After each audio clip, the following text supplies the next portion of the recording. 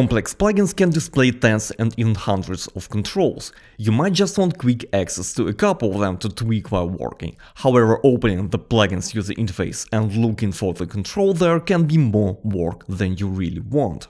That's why Ardour has inline controls in the mixed channel. Let's add a built-in compressor plugin to a track. Now right-click on its name and select Inline Controls. Then either click to enable one parameter in the inline view or hover different parameters and press the spacebar to enable multiple ones. You can now see these parameters here displayed as sliders. You can drag each slider left and right, you can middle-click to just set it to a different position under the mouse pointer, or you can use mouse wheel scrolling so that the value will be incremented by the same number.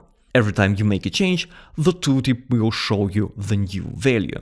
This user interface is not meant for setting values precisely, so there is no numeric input. However, you can use key modifiers. The Control key or Command key on the Mac will give you smaller steps when dragging the slider or scrolling the mouse wheel. Alt Control or Alt Command will give you even smaller steps than that, and Shift Click will set the value to default. Once you don't have the use for a parameter in the inline view anymore, right-click on the plugin's name, go to Inline Controls, and then click to disable that parameter, or hide all of them if you don't need any.